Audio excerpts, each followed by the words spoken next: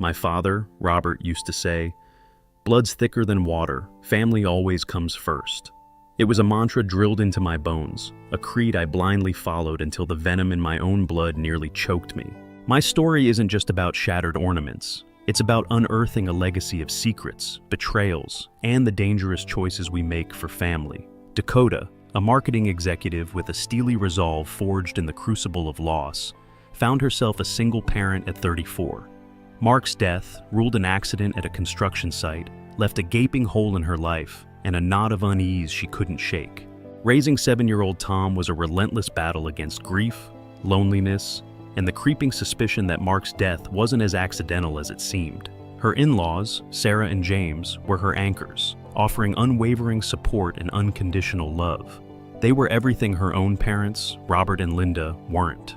Robert, a prominent lawyer with a penchant for control, and Linda, a socialite with a smile that could mask a heart of ice, had always favored Rachel, Dakota's elder sister. Now that favoritism extended to Rachel's 3 entitled children, Kevin, Emily, and Ashley, a trio whose spoiled demeanors barely concealed a simmering resentment towards Dakota and Tom. "Mom, why can't I have a new phone like Emily's?" Tom would ask. His innocent question met with a dismissive wave from Linda. "Robert can buy whatever his granddaughters want," she'd say, her smile never reaching her eyes. "He knows what they deserve." And the dynamics became toxic after Mark's life insurance paid out $300,000.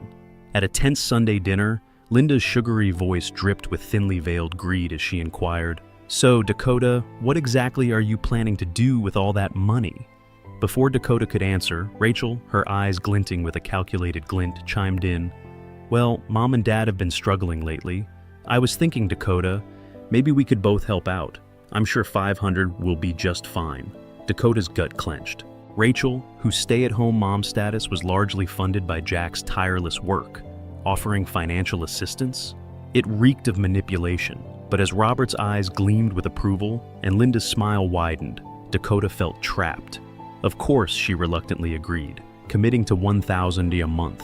The money vanished from her account, but the promised support never materialized. Linda's migraines conveniently flared up whenever Dakota needed help with Tom. Sarah and James, their love genuine and unburdened by ulterior motives, remained the only reliable figures in their lives. Dakota began to suspect there were other forces at play here. The true depth of the betrayal was revealed a week before Christmas. "We're having an adults-only party this year, darling," Linda announced, her voice dripping with false warmth. "You can leave Tom with Sarah and James. We wouldn't want that boy ruining all the wine."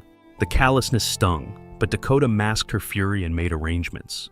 As she approached her parents' house on Christmas Eve, she could hear laughter and music spilling into the night. What awaited inside was far more devastating.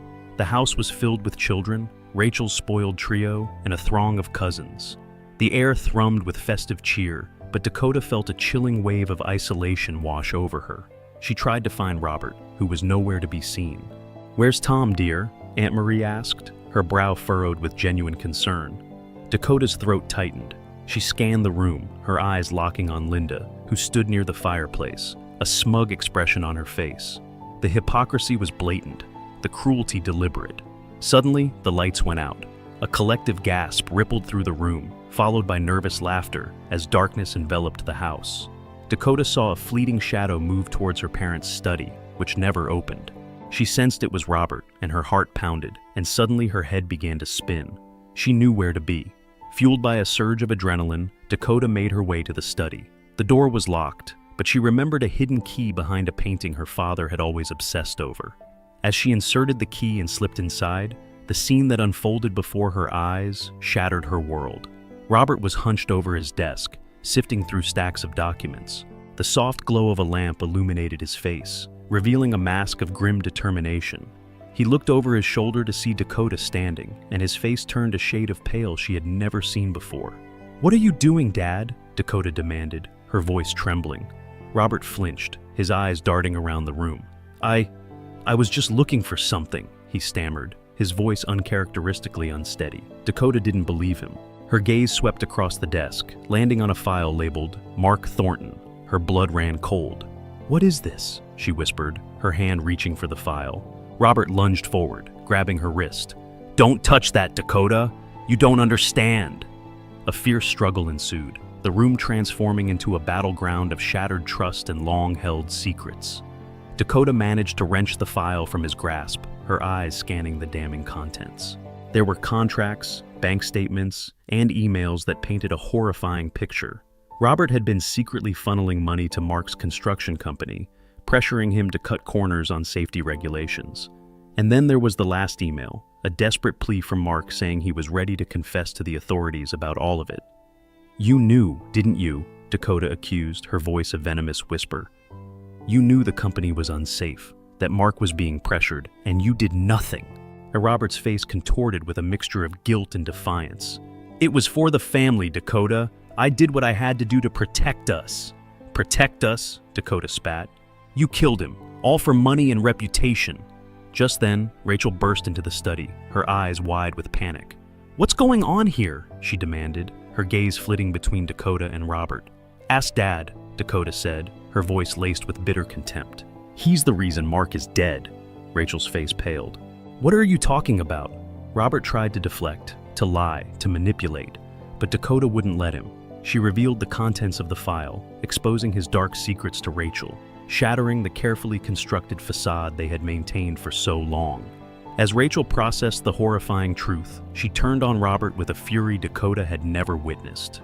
Accusations flew, old grievances resurfaced, and the study transformed into a maelstrom of anger, betrayal, and despair. And finally, Robert caved and exposed the dark world to Rachel as well. "You took my husband," Rachel cried, the words tearing at Dakota's heart. "I took your life," Dakota retorted, her voice cracking with emotion. As the night wore on, the truth unraveled, revealing a tangled web of lies, deceit, and manipulation that had poisoned their family for years. The adults were being adults, while the trio watched with their minds blown. Dakota, as well as Rachel, had to think of the trio now, who were all staring. The kids' innocence needed to be preserved. The storm eventually subsided, leaving behind a wreckage of shattered relationships and broken hearts. Dakota, armed with the truth about Mark's death and all the trio would be forced to bear for the rest of their lives, made a difficult decision. She left her parents' house that night, never looking back. She went straight to the police. The police needed to know, and they needed to know about all the victims, not just her and her life, which was ruined forever. The weeks that followed were a blur of police interviews, legal battles, and media scrutiny. Robert, his reputation in tatters, faced charges of fraud, negligence, and conspiracy. Linda, stripped of her social standing and her carefully constructed image, retreated into a world of denial, unable to accept the reality of her husband's actions. Rachel, grappling with the weight of her own complicity and the destruction of her marriage, reached out to Dakota, her voice filled with remorse. "I'm so sorry, Dakota," she sobbed. "I was blind, so used to being the golden child that she did not think about the consequences." And Dakota, her heart aching for her sister's pain, offered a fragile olive branch. "We both were," she said, her voice weary. As Robert's trial approached, Dakota knew she had a choice to make. She could remain silent, protecting her family's reputation, or she could expose the truth, no matter the cost. With Sarah and James's unwavering support, Dakota decided to testify. Her voice trembling but resolute, she recounted the events leading up to Mark's death, revealing Robert's corrupt dealings and the devastating consequences of his actions.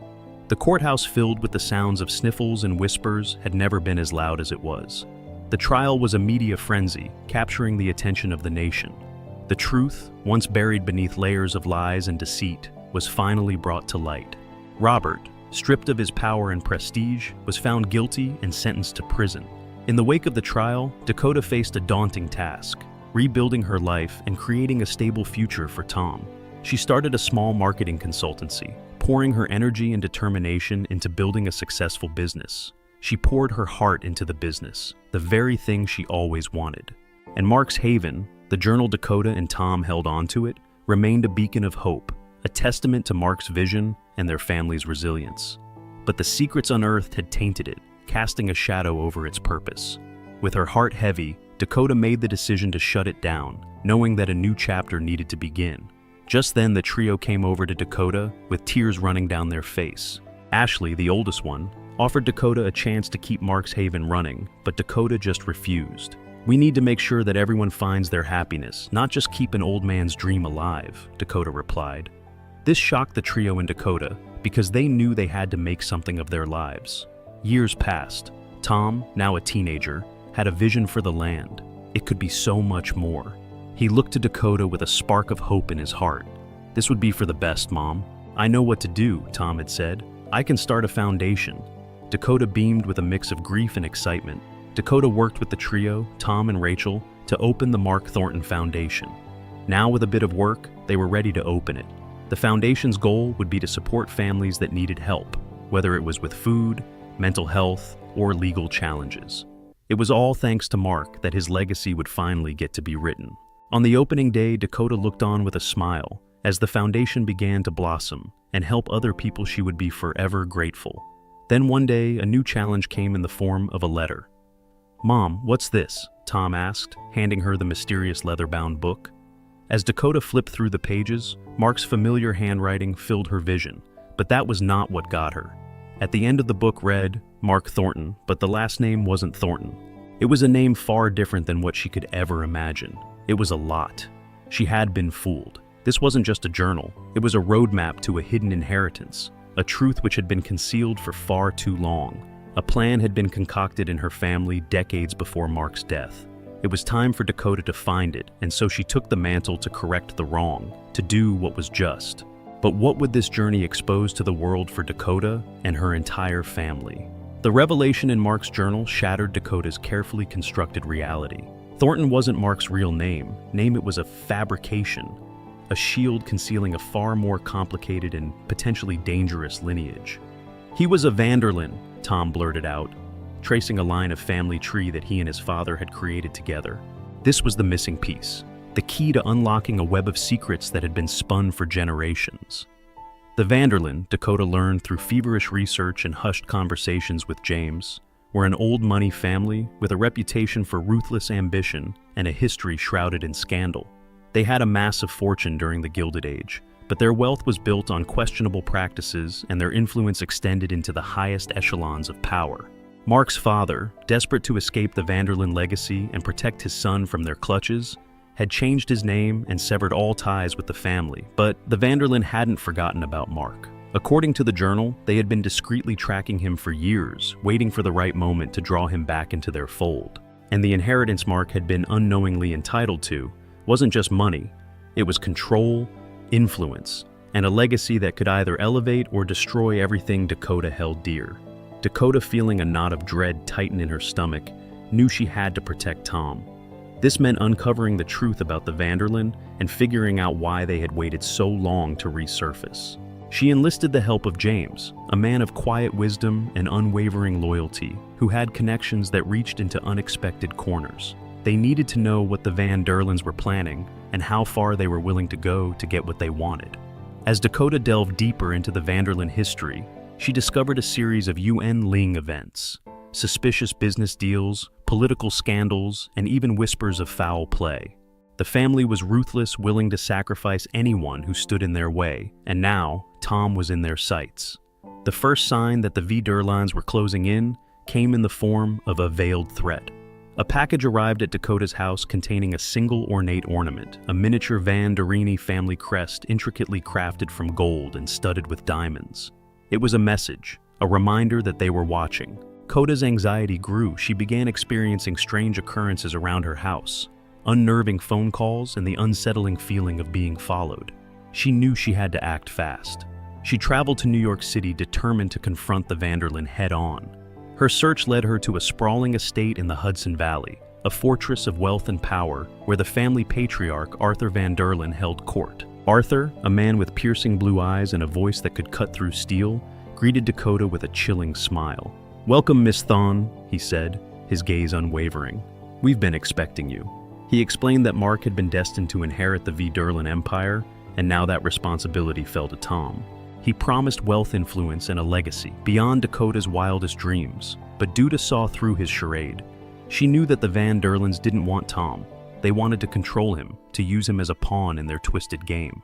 "Tom is his own person," Dakota declared, her voice unwavering. "He won't be manipulated by your family." Arthur's smile vanished. "You don't understand the power of the Vanderlyn legacy, Miss Thornton," he said, his voice laced with menace. "It's in his blood. He can't escape it." Dakota refused to back down. She told Arthur that Tom would never be a part of their world and that she would do everything in her power to protect him. As Dakota turned to leave, Arthur issued a chilling warning. "You can't protect him forever, Miss Thornton. The Vanderlyn always get what they want." Back home, Dakota found Rachel with the trio ready to help in any way they could. Robert and Linda were out of the question, since she could never truly trust them.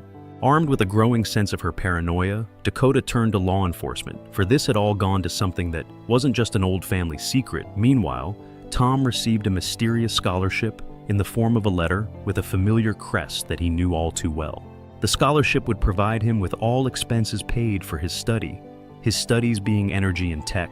Dakota knew she had to do anything. She couldn't let her son turn into what Mark ran away from one day. Dakota saw a figure lurking around Tom's school. She recognized the man he was a known enforcer for, the Vanderlyns. Dakota confronted him, a fierce protectiveness surging through her. "Stay away from my son," she warned, her voice trembling with rage. "I'm just here to offer him a ride, Miss Thornton," the man said, his eyes glinting with mockery. "He has a bright future ahead of him." And Dakota refused to let him near Tom. She called the police and the man was arrested, Ed. But she knew this was just the beginning. The Vanderlyn were relentless and they wouldn't stop until they had Tom in their grasp. Desperate, Dakota turned to James Timms, a man of quiet wisdom and deep connections, revealed a secret of his own. He had once worked for the Vanderlyn. He had witnessed their dark dealings firsthand and had escaped with his life, vowing to never speak of it again. But now he knew he had to. Help Dakota, he offered to use his contacts to gather information about the Vanderlyn plans and to provide Dakota and Tom with protection. As Dakota and James worked together, they uncovered a shocking truth. Mark's death hadn't been an accident. It had been orchestrated by the Vanderlyns, who feared that he would expose their corrupt dealings. Dakota was devastated. The pain of Mark's loss was compounded by the knowledge that he had been murdered by his own family. She vowed to bring them to justice to avenge Mark's death and to protect Tom from their clutches. The trio, Rachel and her family, and Sarah, all vowed that they would be there to support her with James's help. Dakota gathered evidence to expose the Vanderlyn crimes. She leaked the information to the media, triggering a scandal that threatened to topple their empire. Arthur Vanderlyn, desperate to maintain control, retaliated with a vengeance. He framed Dakota for a crime she didn't commit, using his influence to manipulate the police and the courts. Dakota found herself on the run, a fugitive hunted by the very people she had sought to expose. Her name was in shambles, her image in ruins. The foundation that she had created was in danger of being lost. She knew that she had to clear her name and protect Tom, so Dakota had no other choice but to find a team that would save and support her. Framed and on the run, Dakota found herself an unlikely fugitive. The media painted her as a ruthless criminal, a gold digger who had murdered her husband for his inheritance. The police were hot on her trail, and the Vanderlyn had unleashed a pack of ruthless mercenaries to silence her permanently. It was then that Dakota had turned to her father, who had known men on both sides of the law. He knew someone who could protect Dakota. Knowing that she couldn't protect Tom on her own, Dakota turned to a shadowy figure from James's past. Isabella "Izzy" Rossi, a former Vanderlyn enforcer who had broken free from their grip and now lived a secluded life haunted by the sins she had committed. Izzy, a woman with eyes that had seen too much and a steely resolve forged in the fires of betrayal, was reluctant to get involved. She had tried to bury her past to create a new life for herself, but Dakota's desperation resonated with her own struggles for redemption. "The Vanderlyn are monsters," Dakota Izzy said, her voice raspy.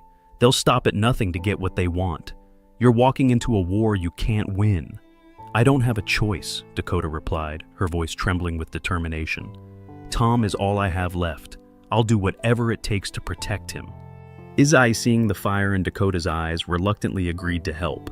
She assembled a small team of skilled outsiders, each with their own reasons for wanting to take down the Vanderlyn. Marcus, a tech whiz with a vendetta against Arthur for ruining his father's business. Lena, a master of disguise with a hidden connection to the Vanderlyn family. And Ben, a former Special Forces operative seeking redemption for past mistakes. With Izzy leading the charge, Dakota and her team went underground, using their combined skills to evade the police and stay one step ahead of the Vanderlyn mercenaries. Marcus hacked into the Vanderlyn security systems, Lena infiltrated their inner circle, and Ben provided Dakota with the training she needed to defend herself. As Dakota learned to fight, to shoot, to survive, she discovered a strength she never knew she possessed. The grief and fear that had consumed her were replaced by a fierce determination to protect Tom and expose the Van der Linde crimes. This gave her a new perspective, a new sense of self-worth. While Dakota fought for her life, Tom, with his trust in her and faith that she could pull off any stunt, found himself increasingly drawn into the Van der Linde's orbit. Arthur's grandson Julian, a charismatic and seemingly well-intentioned young man, befriended Tom, offering him support and guidance. His guidance turning Tom to believe that the haven must be revitalized. Julian, who seemed to genuinely care for Tom, presented him with a tempting offer, a chance to join the Van der Linde Foundation, a prestigious organization dedicated to funding sustainable energy projects. Tom, eager to make a difference in the world, was drawn to the opportunity. But Dakota knew that Julian's interest in Tom was a carefully orchestrated ploy. He was using Tom's idealism and good nature to manipulate him, to lure him back into the Van der Linde family. It was just like what Robert had done to her, and Rachel Dakota tried to warn Tom, but he refused to believe her. He saw Julian as a friend, a mentor, someone who understood his vision for a better future. Their trust was gone, and there was no going back from that. "You're just paranoid, Mom," Tom said, his voice laced with frustration. "You can't see that this is a real opportunity." Dakota's heart ached. She was losing Tom not to death or violence, but to the seductive power of the Van der Linde legacy. She had to find a way to prove to him that Julian wasn't who he seemed. Izzy, using her connections within the Van der Linde organization, uncovered a shocking secret. Julian was Arthur's illegitimate grandson, born out of a clandestine affair. Arthur had always resented Julian's existence, seeing him as a threat to his legitimate heirs. Julian's offer to Tom was not an act of kindness. It was a calculated move to seize power within the Van der Linde family.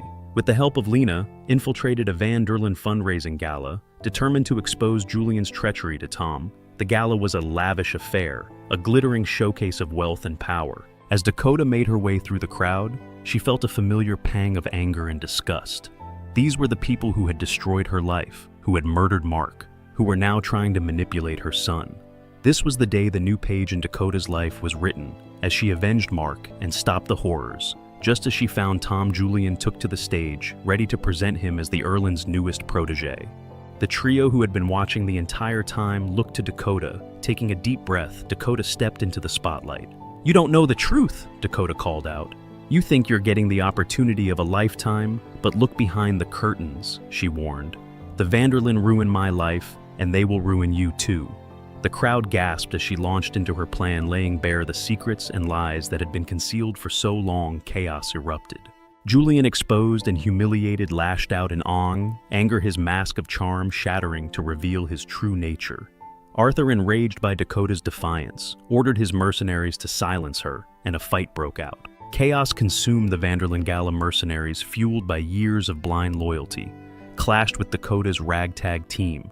Guests screamed and scattered as bullets flew, and the opulent ballroom transformed into a battleground. Dakota, adrenaline coursing through her veins, fought with a ferocity she never knew she possessed. Izzy, a whirlwind of lethal grace, moved through the crowd like a phantom, disabling opponents with brutal efficiency. Marcus used his tech skills to disable security systems and disrupt the mercenaries' communications, while Lena, a master of disguise, created diversions and guided innocent bystanders to safety. Ben, a stone wall and a heart of gold, created safe passages to let as many people out as possible. Amid the chaos, Dakota reached Tom, who stood frozen in shock, his face a mask of disbelief. "Tom, listen to me," Dakota pleaded, her voice strained. "Julian isn't who you think he is. HEK, using you just like they used your father." Julian, his face contorted with rage, lunged at Dakota, a knife glinting in his hand before he could strike. Tom intervened, shoving Julian away. "Stop it, Julian!" he yelled, his voice filled with anger and betrayal. "Why, of all the people, did I befriend you? You, of all people, had to ruin it all." A fierce fight erupted between Tom and Julian, their anger fueled by years of manipulation and resentment. Dakota, seeing her son in danger, stepped in, disarming Julian and pinning him to the ground. "It's over, Julian," Dakota said, her voice trembling with emotion. "The truth is out. The Van der Linde have finally met their match." Just then, Arthur Van der Linde appeared, his face a mask of cold fury. He held a gun in his hand, pointing it directly at Dakota. He had lost everything: his reputation, his power, his legacy, and he wasn't going to let Dakota take away his family. "You've ruined everything, Dakota," Arthur said, his voice dripping with venom. "You pay for this." Before he could pull the trigger, Robert stepped in front of Dakota, shielding her from the bullet. A gasp rippled through the crowd. Rachel, who had been watching the entire scene unfold with growing horror, screamed her name. Robert collapsed to the floor, his eyes meeting Dakota's. I'm sorry, Dakota," he whispered, his voice weak. "I wanted to protect my family, but I did it all wrong." Dakota knelt beside him, tears streaming down her face. "It's okay, Dad," she said, her voice choked with emotion. "I forgive you." Robert smiled weakly, then closed his eyes and took his last breath. Arthur, stunned by his own actions, stood, frozen, his face contorted with a mixture of shock and grief. He had lost everything, including his son, who now hated him more than anything. The police arrived, sirens blaring, and chaos subsided. Arthur was taken into custody, his reign of terror finally brought to an end. In the aftermath of the Vanderlyn Empire crumbled, the truth about their corrupt dealings was exposed, and their influence waned. The Foundation was dissolved, and their assets were seized. Dakota, exonerated and hailed as a hero, found herself facing a new chapter in her life. She had avenged Mark's death, protected Tom from the Durlins, and exposed the truth to the world, but the cost had been high. She had lost her father, and her family was forever scarred. Tom, deeply shaken by the events, finally saw Julian for who he was. A pawn in his grandfather's game, he vowed to never let himself be manipulated again. But the pain of betrayal cut deep. To help get Tom through this, Dakota decided to finally reveal everything and all the feelings to her son. With Robert gone, Dakota, Rachel, and his grandchildren all had new roles to play. The Mark Thornton Foundation, the haven for the lost, were never the same. As time passed, Dakota continued to watch as the world evolved. Some things were for the better, while some things were for the worse. It was because of these factors that Dakota found herself creating a family of her own. As she adopted kids with no place to go, they would forever look up to her, and she knew that it was in her to protect them at all costs. Years later, Dakota, now an old woman surrounded by her loving family, sat in the garden of her home, watching her grandchildren play. The sunflowers still bloomed, their faces turned towards the sun. She knew that the scars of the past would never fully disappear, but they had learned to live with them, to find strength in their shared experiences, and to cherish the love that bound them together. They were, after all, family, and they always would be, even when they didn't want to be. As the sun set, casting long shadows across the garden, Dakota smiled. She had finally found peace, knowing that she had protected her son, avenged Mark's death, and built a legacy of love and resilience that would endure for generations to come. And as she looked at her family, a tapestry woven together by loss, forgiveness, and love, she whispered a final promise, a promise to always cherish the fractured ornaments of their lives, for they were the pieces that made their story so uniquely beautiful.